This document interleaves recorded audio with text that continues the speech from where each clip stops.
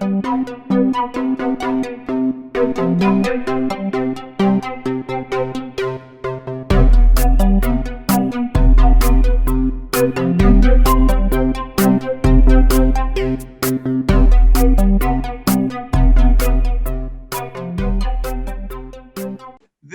is Silver Lining for Learning. This is the 28th episode already. And I've not gotten a haircut since before episode 1. We'll see how long that goes, no pun intended. We have a big show today. We've gathered people from around the world. Well, actually, just from Southeast Asia, from the Philippines, from Thailand, from Malaysia, from Indonesia. And we're going to hear what's happening in the wonderful world of Moocs and open education and distance learning and e-learning and blended learning and anything else we want to talk about in this coming hour. We have Tapani Tamater from Bangkok, Thailand, the Longkorn, the Pink University, along with Jintavi, who's joining her from Chulalongkorn University, the top university in Thailand. It's so wonderful to have you, but they're not just from Chulalongkorn, they're from Thailand Cyber University. And so they're the director and associate director of Thailand Cyber University, and they'll be providing some insights into new initiatives there that are happening and a recent conference they just had that I participated in. We have Zuraini Watia, was with the Open University of Malaysia, which grew from 10,000 to 100,000 in 10 years. She went off to work in Indonesia at Taylor University and then back in Malaysia, now working in Warsan University. And she is the Deputy Vice Chancellor of Warsan University in Penang. We have Tian Belawati, who is the rector of the University of Terbuka in Indonesia, which according to Wikipedia has 600,000 people, not all at one time on the same boat. You know, maybe she can talk a bit about how the enrollment may have gone down recently, but very much into lifelong learning across the islands of Indonesia. She's also been the past president of the Asian Association of Open Universities, as well as our representative from the University of the Philippines Open University, the UPOU, Melinda Bandalaria, the chancellor of the Open U of the Philippines, or OPOU. So we have a number of people with us today who have made an impact and inroads into significantly into distance learning and open education, providing access for people in Southeast Asia that didn't have it previously. And are continue to do so. They are leaders, individual leaders at their respective universities, but also are leaders across the region and around the world. The International Council of Distance Education, ICD, is something that Tian has been past president of, and that has a global impact.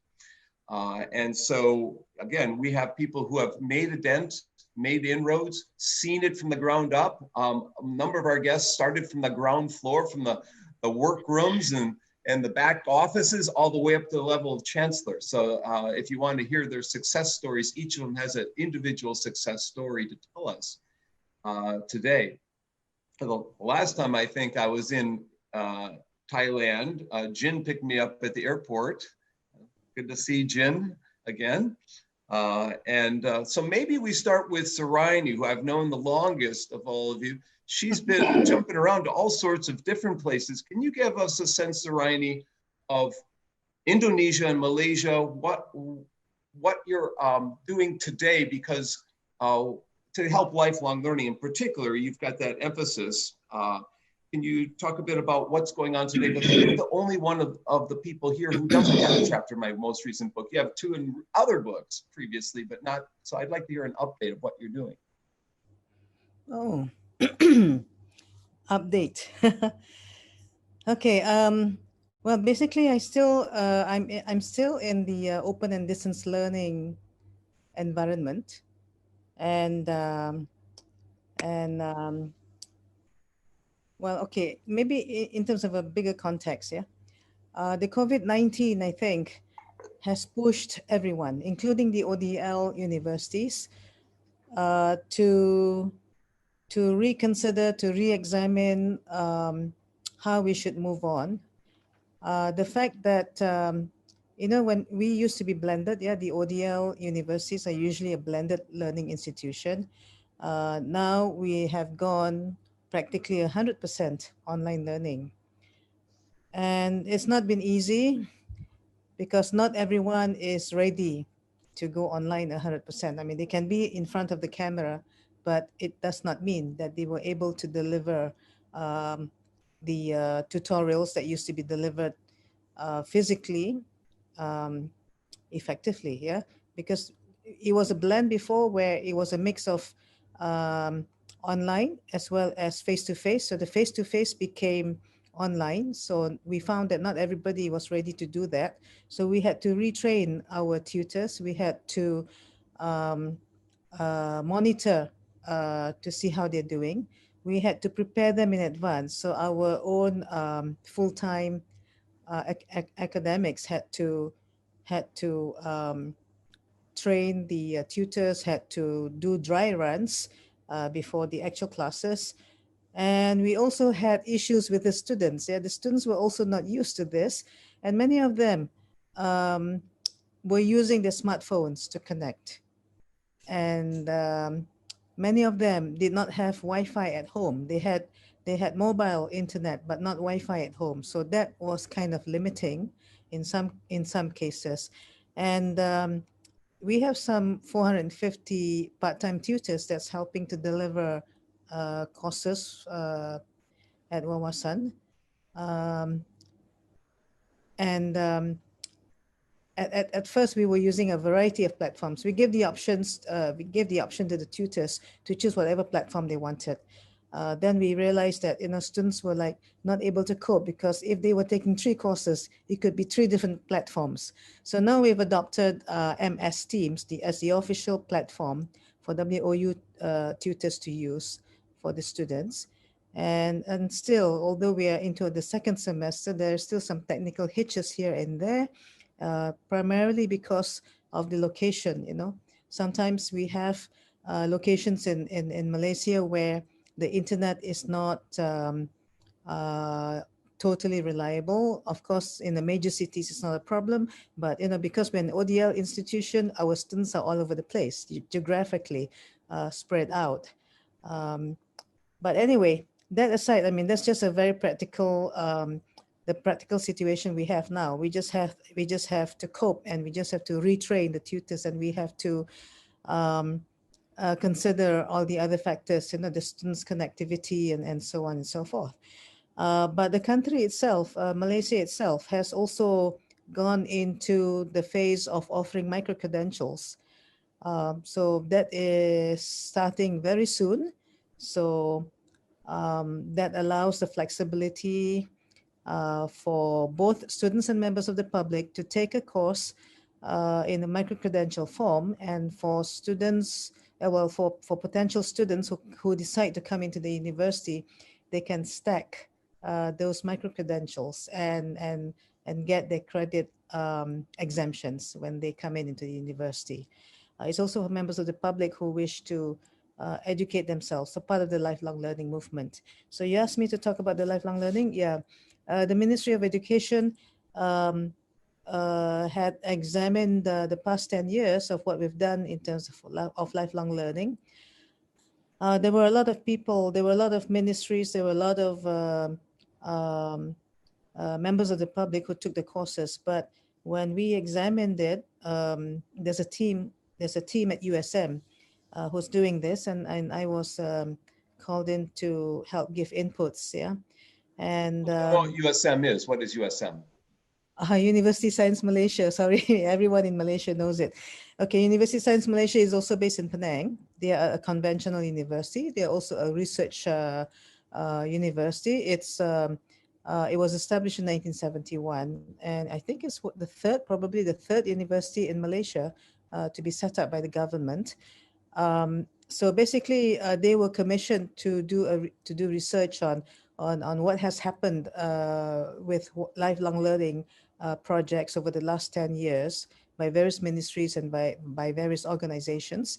And it was found that lifelong learning was not a concerted effort in the last 10 years. So moving forward, there'll be recommendations to have this done more systematically, and to consider the fact that not everybody has access to Wi-Fi or to a device. Right. A That's big basically movement what here in the US is a 60-year curriculum. Chris Dede, who's in the chat room right now, has a new book related to the 60-year curriculum. Have you heard of that there? And 60-year curriculum. the 60-year curriculum. A Wow. 6-year. 60 years or 6 years? 60. 60. 60-year curriculum.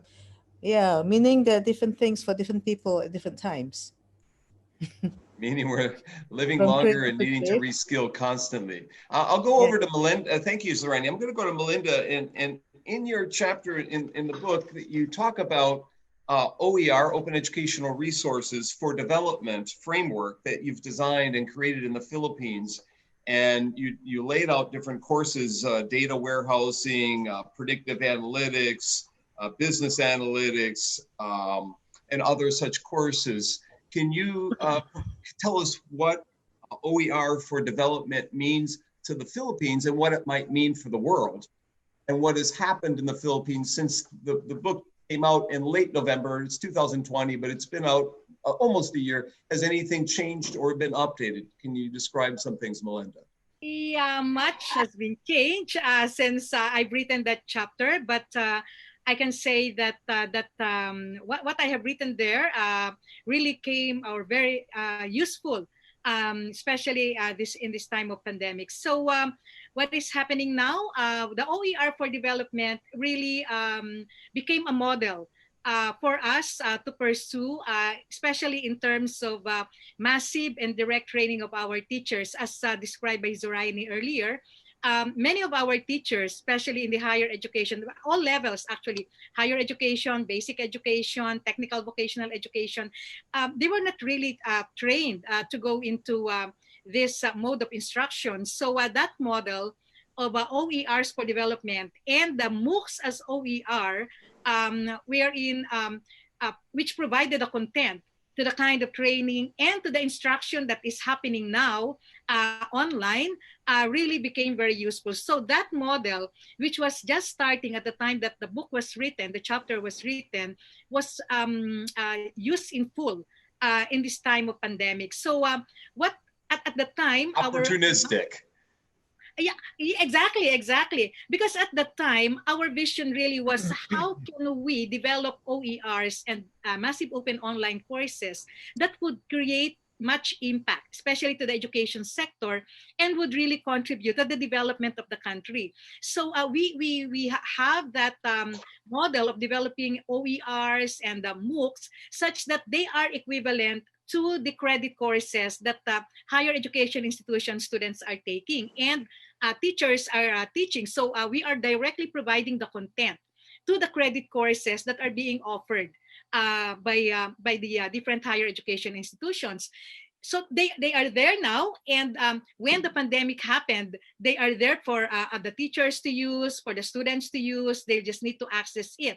And at the same time, the other MOOCs that we have developed and the other OERs that we have developed, we use them to provide massive training to our teachers and even provide direct content for them to use in their own teaching. So as you have mentioned, just like the materials that you mentioned, business analytics, data warehousing, etc., they have equivalent in terms of the credit courses that our higher education institutions are offering.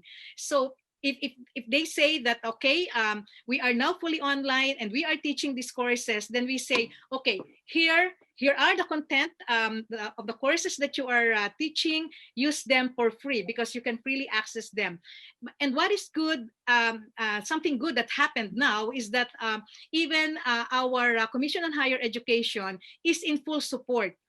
They even establish this or put in place this OER repository. So every university is now contributing. Many universities are now contributing open access materials so that these materials will be made accessible to almost everyone who really wants to use this open educational resources. So we also introduced this flip online model wherein because we really need to provide this massive training to our teachers for them to teach online.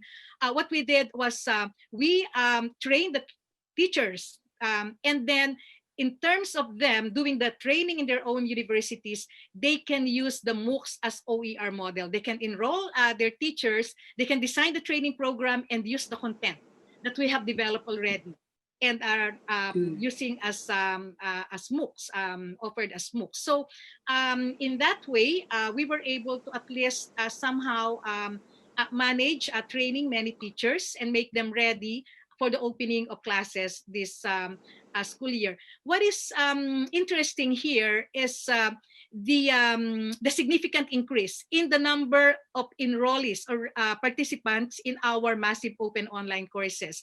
We have started offering massive open online courses in 2013. As early as 2013, we started offering MOOCs. In 2016, we started training teachers using the massive open online courses. But very, very few, very, very small number of enrollment, something like just 1,000 for every offering, and that's not really what MOOCs are. But in our case, we continued offering. So that's what that's our numbers. Those were our numbers before COVID. But when COVID happened, the numbers significantly increased. So in a way, we have those numbers showing this sudden increase of interest in taking courses related to online teaching. I remember you, Kurt, posting something like, we've been talking about these things for many years now, and it took a pandemic for them to really embrace online learning and to really be interested in this mode of instruction. So that's the same thing that happened in the Philippines. So in my university, since we were fully online since 2007, we were not really that much affected in terms of suspending classes. Our students were ready for online learning. Our teachers are ready for online learning. So that enabled us to assist other higher education institutions to prepare them, the administrators, the university officials, and the teachers, as well as the students, help them prepare for this mode of instruction. So the Philippines is still not really doing great in terms of controlling COVID. And for us, I think we are looking at more something like one academic year, probably 2 academic year in terms of doing this kind of teaching and learning. But just like what Zoraini mentioned earlier, our big problem is, of course, internet connectivity, especially at the basic education level. At the higher education, it's the same thing, but at least they can very well manage, I mean, in terms of connectivity. But given that in many areas in the country, they're not yet connected, so we have opted for the flexible learning pathways so that we can contextualize the delivery of instruction to what the students have. If they would require printed materials, then that would be given to them, and the delivery, the learning delivery will be structured based on the context of the learner. So it's not really online, but more of the flexible learning pathway. So that's the situation in the Philippines. Thank you, Melinda. Since the question came through from Scott, it addresses Tian there in Indonesia. I was going to go to Tapani and Jin, but I'm going to switch over to Tian. In your chapter, and by the way, if you want anyone a copy of their chapters, just send me an email. And if you go to moocsbook.com, you can get the front matter free. There's some free resources, and they all have. Zoraini has a chapter in the previous MOOCs book, but Tian talked a lot about the fact that across Southeast Asia, there's different levels of penetration of the internet. It can range from 20% to 60, 70%, or even now 80%. and the percent of users, every country has a different percentage of users. So you want to get into what was just discussed there about and what's in the chat. Worldwide, the adoption of OER is different because of internet penetration factors, internet access issues, and all that. So Tian, you want to tell us a bit about what's going on in Indonesia to help people adapt the learning resources to fit their needs based on what they have available?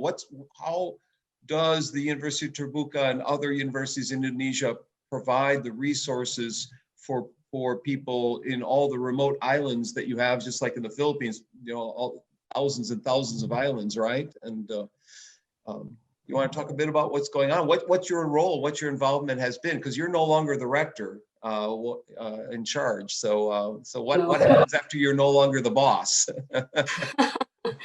Well,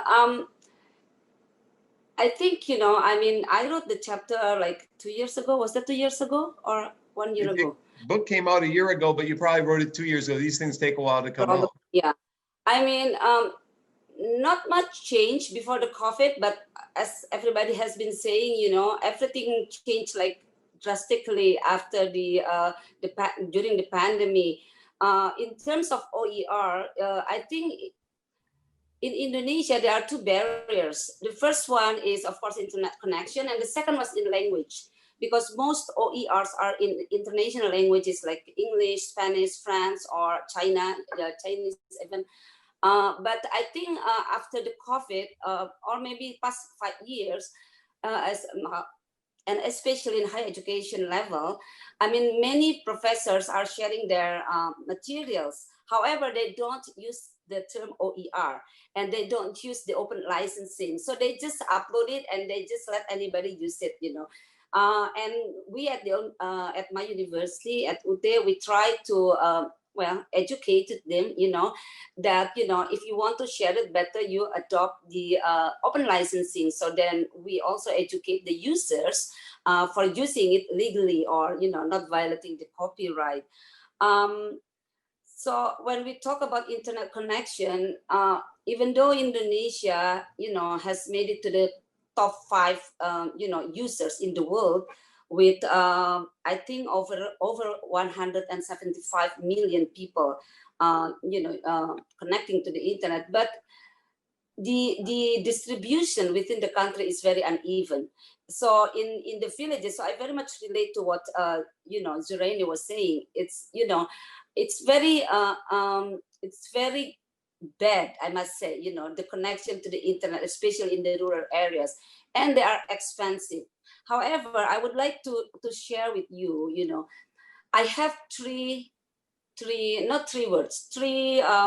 phrases, what has affected Indonesian educational ecosystem, because of the pandemic. First, as in every other, country in the world, is suddenly online. Everybody's suddenly online. It took 25 years, more than 25 years for the Open University to develop our online learning. But it took only less than 25 days for all other universities and all schools to go online. So I think that is like very significant. To me, it's wonderful. It's that blessing in disguise. And secondly, it's suddenly sharing. Suddenly everybody is sharing. When the school was closed and university were closed mid-March, suddenly everybody is sharing the materials. My university, for example, we opened up our all course materials, the digital materials, over 1,500 titles.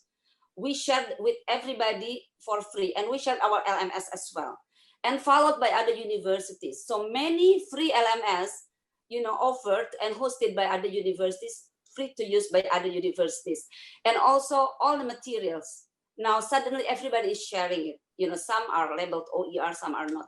So suddenly online, suddenly sharing, and second part of COVID after July, suddenly affordable. You know why? Because the Ministry of Education itself has allocated the subsidy for, I have to check the data, for internet connection for students and teachers and professor and university students, it's quite significant amount. Let me just take a look at my note of the amount of the money. Where is it? Just a minute. Well, you're looking for that. I'll tell a story. When I was in Australia about 20 years ago, I was talking about sharing.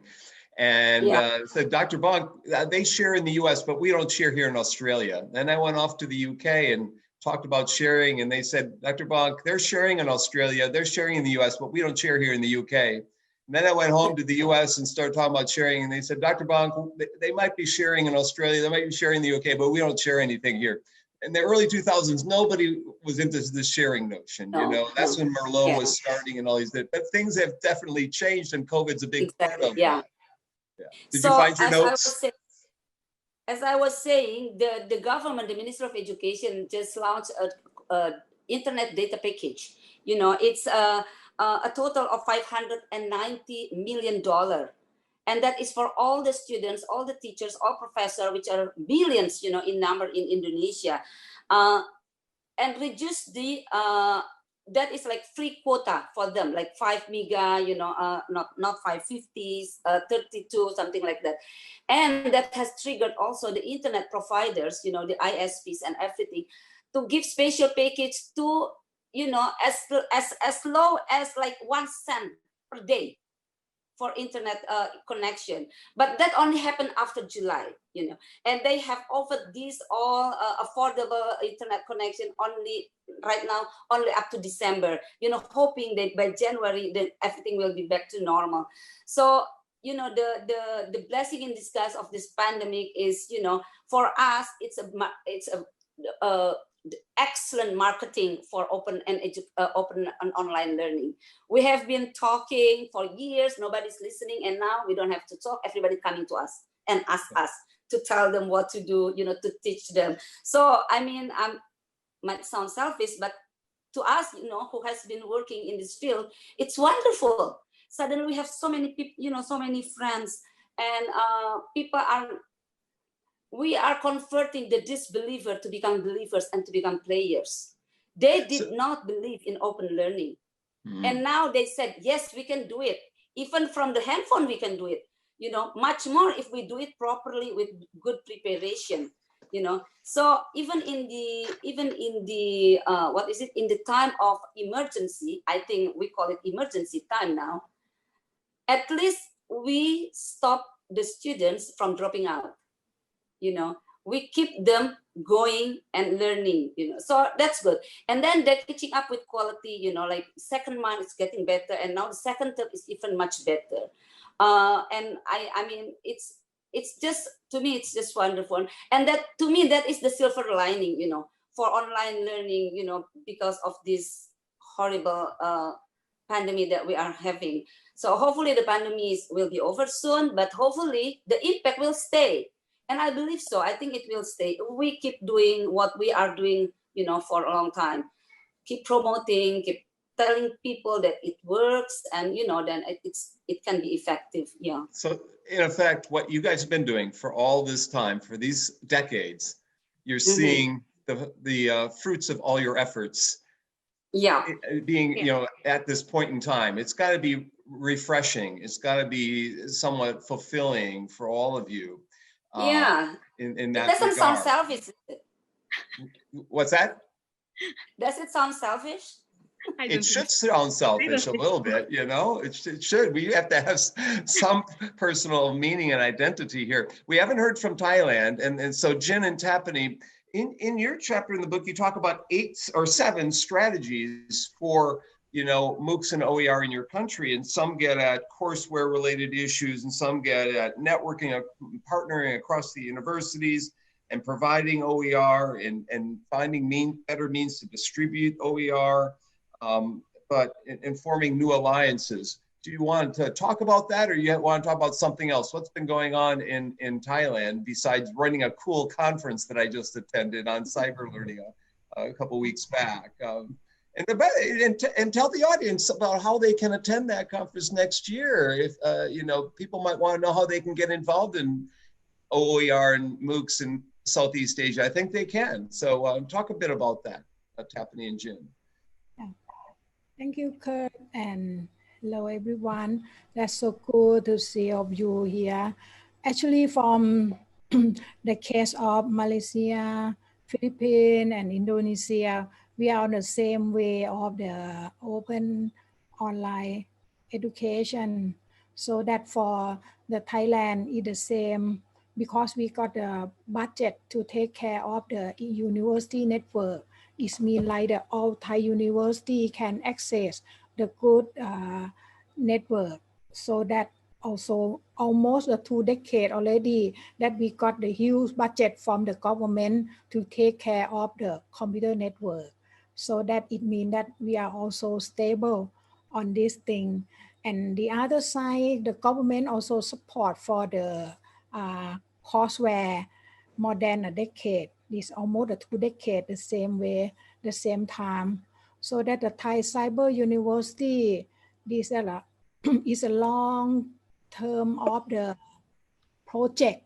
We also do for the open online courseware for all Thai university. And all university also provide the courseware for the university student.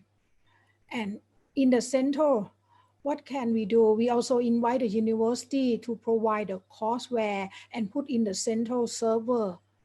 This also provide free of charge course and also the course from the East University that also the outstanding in the field. Example like Jin from Chulalongkorn University is very keen in engineering.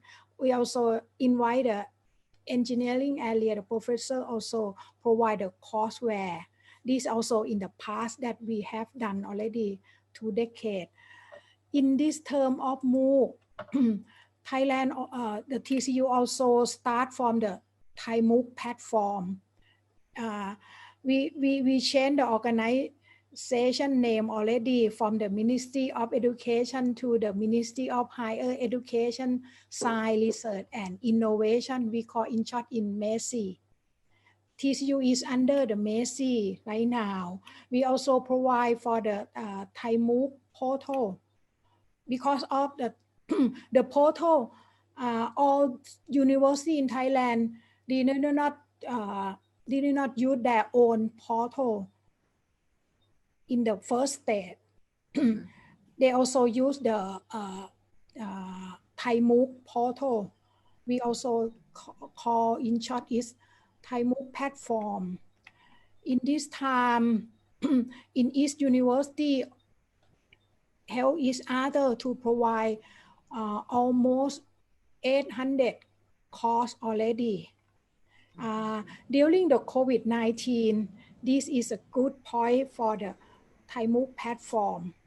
They increase a lot of the number of the learner, increase around, I think that 58% of the number.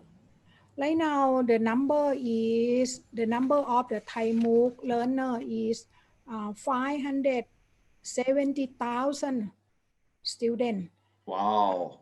Yeah, the increase 58 already during from March until June 2020.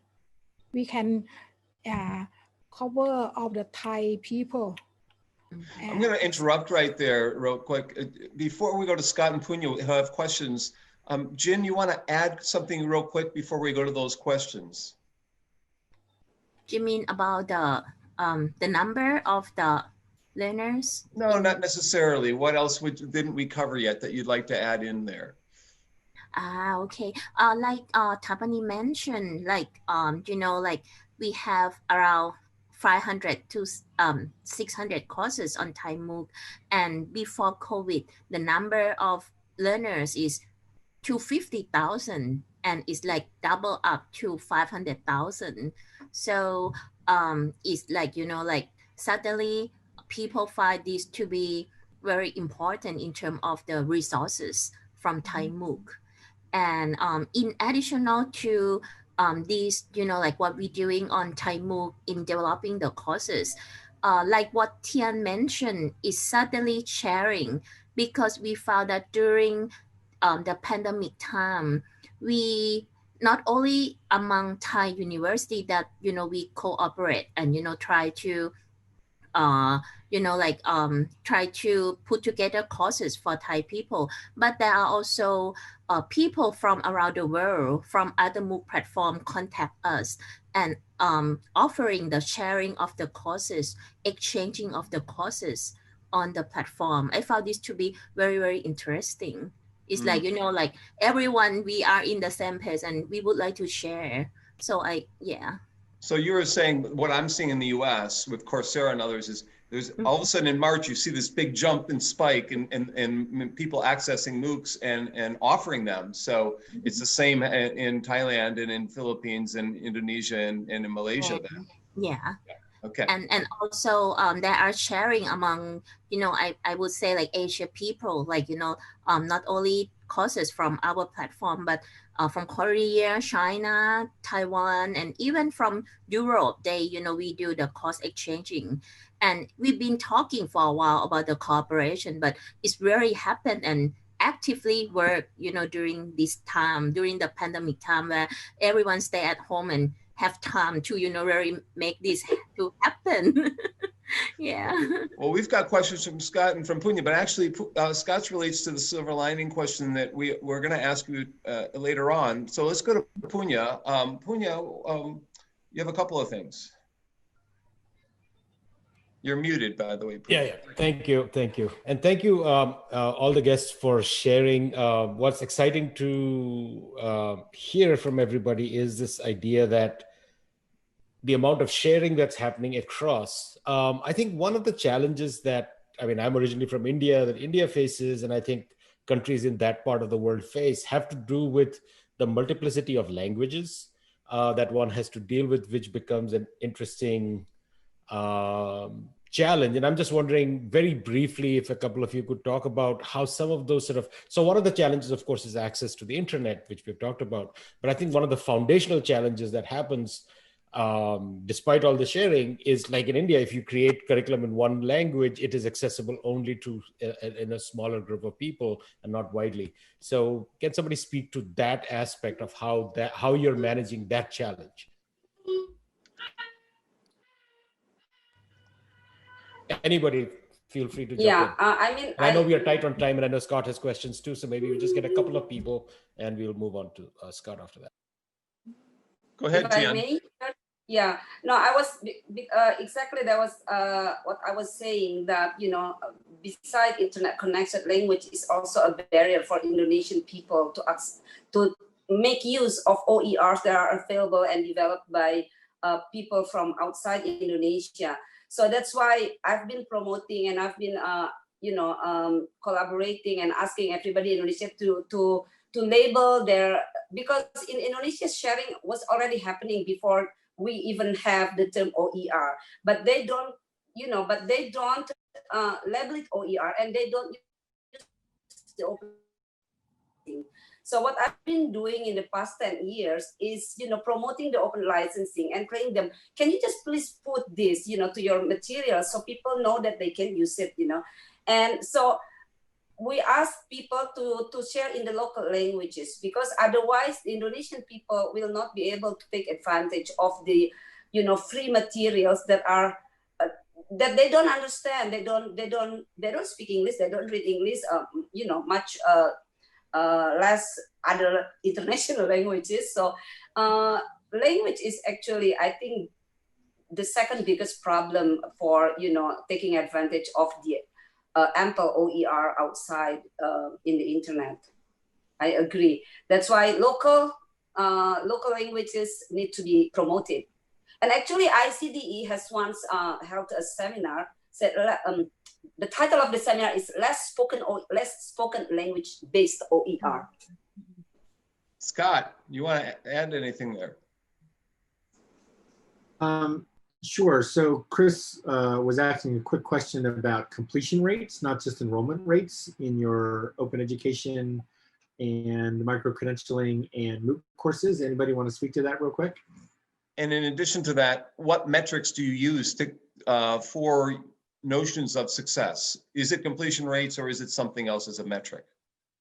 Can I share what yeah. we're doing? Yeah, of course. So first, we do take note of the enrollment, the participation number, those who initially registered, and of course the completion rate. So what we have observed is that the completion rate, and when we say completion rate, it means that for every MOOC that we offer, they have to satisfy course requirements. So something like there are quizzes. So it's an assessment driven certification. So you cannot just say that you have completed it without completing all the requirements that the course coordinator has set for the course. So the completion rate is measured based on who or the number of participants who were given the certificate. It means to say that they have completed the requirements.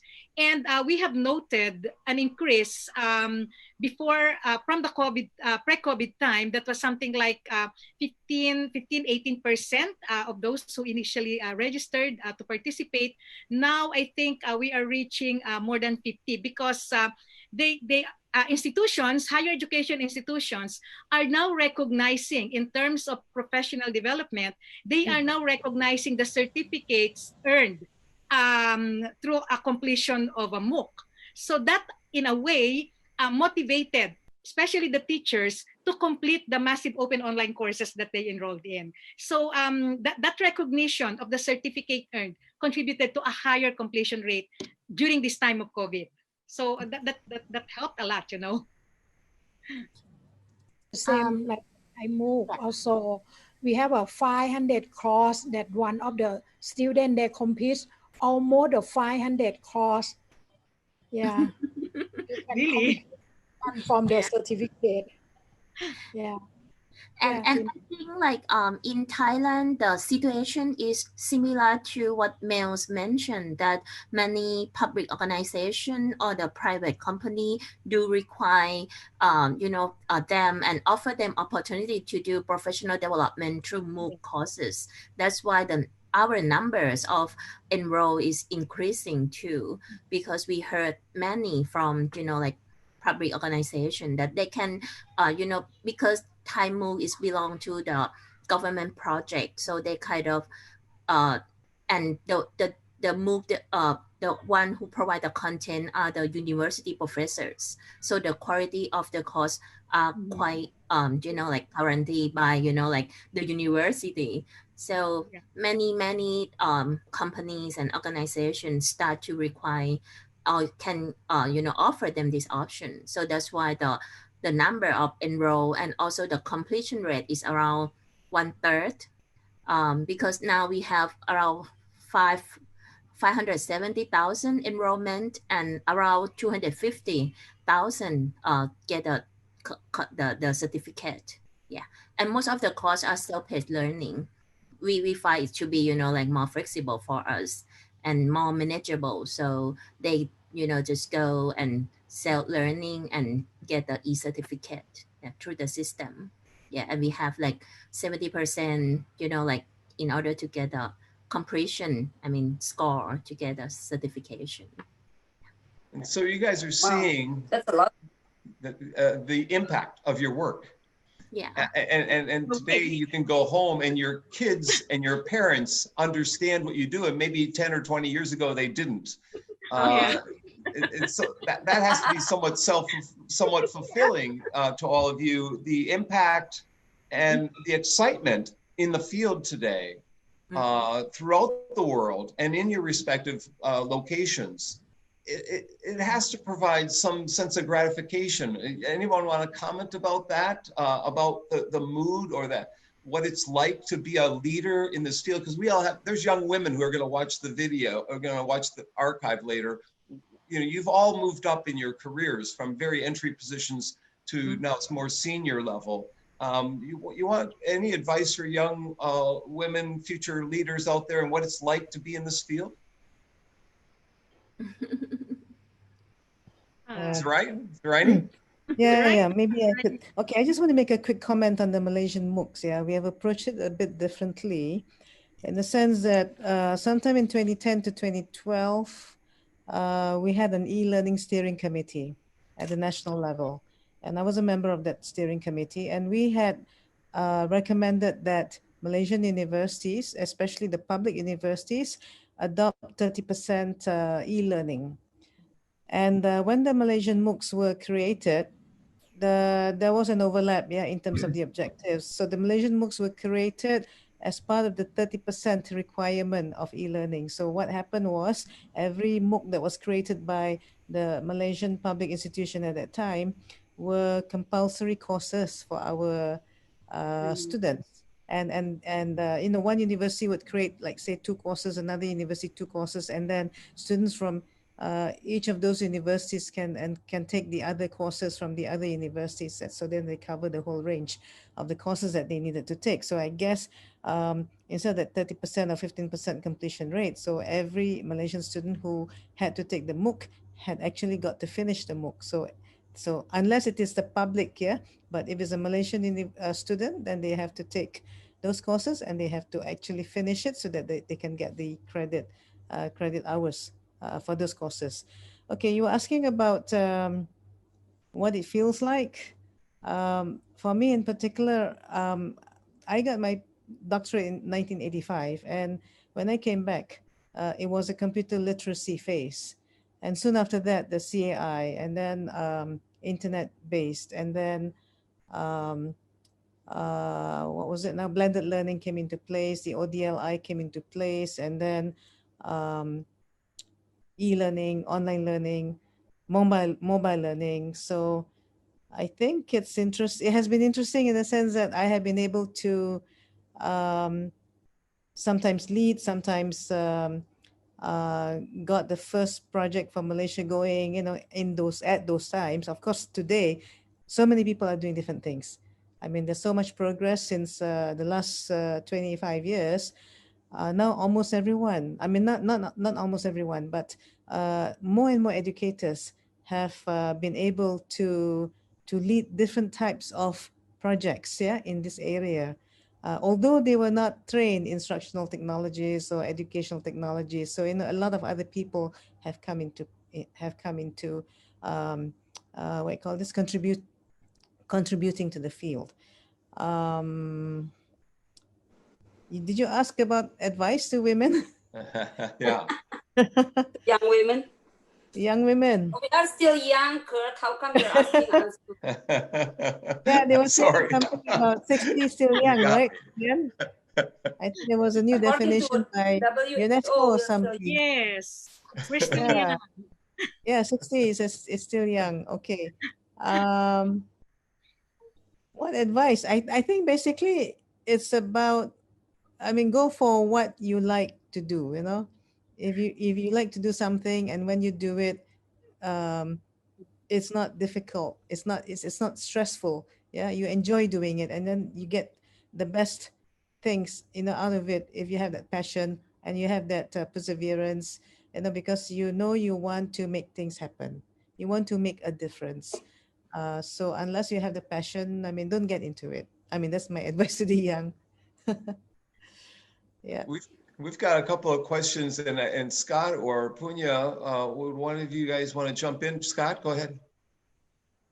Yeah, so this is kind of our wrap-up question that we usually ask our guests. So one of the premises of the whole Silver Lining for Learning initiative, the whole website, all our guests and conversations, etc., is this idea that even during a terrible pandemic, that there are some good things that emerge and some new practices that we adopt that are beneficial, right? And that we probably want to keep over the long term. Like, we're not going to go back to what we did before. So a lot of our discussions are around replication versus innovation, right? And so we would love to hear from maybe each of you quickly here at the end. What are some positives that have emerged out of this difficult time? What innovations are you trying to lock in permanently as opposed to simply replicating what we did before? What's happening with each of you? What would you like to share with us? Well, I would like to start. You know, to me the silver lining, you know, at a macro level in Indonesia. I think, as I said before, that it has been, the greatest marketing for open and distance learning, this whole thing. And as I said, it has converted the disbeliever into believers and into players. And that is something that we were never able to do it, before this pandemic. And it has lifted up the social status of Open University. Suddenly people look up to us, before we were like looked down, or, whether they don't want to say it openly, but they always think that, students who go to Open University are second class. But now they said, oh, you've been doing this all along, so it has lifted up the social status and the acceptance level of Open University. And also it has increased online learning and IT literacy at a massive level throughout the country, and in a very short time, and I think that's a good way, because I am a believer of if you want to do something, just do it, even though you don't have the knowledge about it, and then you learn about it, by doing it. So to me, it's a very good way to increase the literacy, IT literacy of the people. And the pandemic did it for us for free. Not for free, but I mean, we didn't have to train them, Of course, I mean, it's so expensive. It's some people, lost their lives, yeah. But, and for my own university, for a long time, we avoid synchronous, online synchronous system with our students. Because we don't want to reduce the flexibility. So we have two groups of students in our university, the teachers and the non-teachers. The teachers are mostly the primary education teachers who are doing in-service training, and they are teaching, throughout the country in rural areas. So for them, we still have face-to-face tutorials like Zoreni. But for the non-teachers, we are online.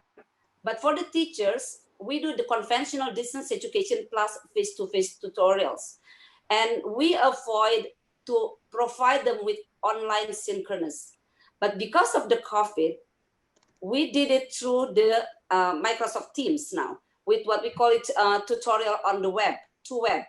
So now the teachers who were previously so, they didn't want to do it, now they have to. And now they said, oh, maybe we should just stay like this. We don't have to have the face-to-face tutorial anymore. We can just do face-to-face through the Microsoft team. So I think that is, and we are talking about like 300,000 teachers who were reluctant to move on to that level. And now suddenly they're asking us to stay and doing that, even after this over. So I think that is huge for us, yeah. Any other comments on that question? Yeah. I want to say something. Yeah, in Malaysia, interestingly, for the private institutions, we have the 70-30 ratio. For the ODLI institution, we can go up to 30% conventional, if we wanted to. And for the for the conventional institutions, they could do 30% ODL if they wanted to.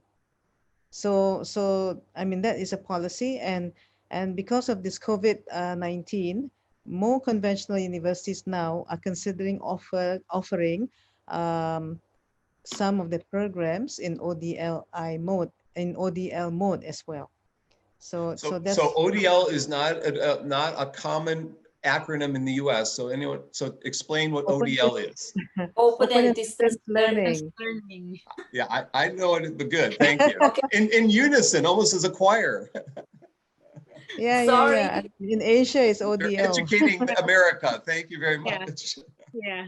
It's in fact, in our case, we use ODEL, open and distance e-learning, to differentiate it from the e-learning that is happening in a face-to-face or in classroom context. So if I may add, the silver lining for me, as in addition to what Tian has mentioned already in terms of elevating the status of open universities in this time of COVID-19, everyone now is asking for our assistance, and now they have realized the kind of efforts that go into preparing materials, teaching a course in distance e-learning mode of instruction. So in addition to that, there's one comment that I've heard from a fellow educator saying that I cannot imagine teaching after the pandemic. I cannot imagine teaching fully or 100% in the classroom setup. So what we are hoping to happen now is the kind of training that is that we are doing for our teachers, for them to bring this back to the classroom instruction, so that it will transform the classroom instruction, and education will really be transformed in terms of integrating appropriate relevant technology, whether it's distance education or classroom instruction. The kind of transformation that will happen in the education sector, in the education system, in all countries that have experienced this pandemic, we are hoping that it will really happen. And I guess, based on my observations from our fellow educators, that will surely happen. So for me, that's the silver lining, aside from what the elevation of the status for open universities and online learning. So young Giles over in the chat window, and he asked whether you think pedagogy is going to change. You're hoping. You're all hoping. Raise your hands if you think it's going to change. Raise your hands so we all see who thinks. I'm hopeful, you know. Okay, okay. I'm optimistic about it. So we're about 3 minutes, and we have to introduce the next show. Does anyone have a final comment or something that they haven't had a chance to point to? I know you're all excited. You're seeing the impact. Any final comments, or can you tell the audience how to get involved? What would you recommend that they can do? Get involved in what? In Southeast Asia, Moocs and open education. Jin, you want to plug your conference? Oh yes, right. Like I think you know what everyone say is very interesting, and I think like for Thailand and maybe everyone too, the significant change in terms of the pedagogy will be the new learning model with going toward hybrid or the blended learning. Definitely, because you know, since everyone already see the benefit of online learning, but it's after COVID, it may not be 100% online because we still need to mingle and, you know, meet with others. So the learning model, we believe that it's going toward, you know, the trend of blended or hybrid learning. Same thing with our conference, like last July, that, you know, we invite Professor Bong to be our keynote speaker. So something like this that, you know, we did the hybrid conference, which, you know, in this conference, we've been doing like on-site conference for 10 years. And, you know, last July is the first time that we do the hybrid conference. And we found it to be like, you know, very good opportunity that we can, you know, like have Professor Bong in our conference, you know, like, and everyone had a chance to listen to like, you know, very famous, world famous keynote speakers. And we invite, you know, many speakers from many continents around the world, which if we do the physical conference, maybe it's very hard to, you know, have everyone in, you know, the same conference. So not me, it's the fact that everyone around the world could be involved. So Right. What's the title of the conference, and can they next year come for free? What's the title? The director, can you help me? We haven't title. That you know, so propose for the online, that also that on air is important right now because of the pandemic, right? And also merge with the on-site, and also keep in online to be the on air and on demand in the future. That's it. Okay, well, thank you very much. It's great seeing all of you here today, and come again in the morning in the United States, at night in Indonesia, in the Philippines, in Thailand, in Malaysia, and I'm delighted to be able to touch you in a digital way and give you all a hug, a virtual hug to all of you. But again, I miss the pink university, and so I'm dressing in pink today. And the last time I was in Thailand, someone gave me this shirt. Oh my goodness. At Suan Duset University, and it's faded. So my challenge to all of you is to get me a new one and send it to the United States, because this is all faded, okay? Again, I want to thank you all. It's been delightful having you with us. And their chapters, anyone wants their chapters, send me an email. And I'm happy to connect anyone. I can share their emails with anyone in the audience. So we'll form a network or a partnership, because someone might have a research question for you. Someone might be doing a dissertation or a master's thesis, and they might want that connection. So all Tian and Jin and Tapani and Melinda and Zeraini might be that bridge for all of you. They'll help you in that regard. So reach out. This is your opportunity now, because you've attended this or you've watched this video. So thank you very much, and we'll see you next time. Young, you want to introduce the next show?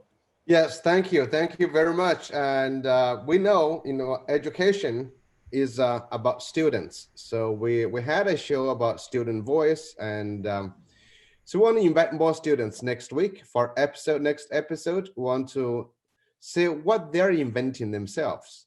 What do they think of education? What can they make? So we have a student from Australia, student from Hawaii, and a student from the mainland US will join us next week. So please join us next week at our regular hours for Silver Lining for Learning. Thank you. The regular hours at 5:30 Eastern time in the US. Wow. None of this morning stuff. That's right. Thank you, guys. Thank you all. Thank you. Bye, everyone.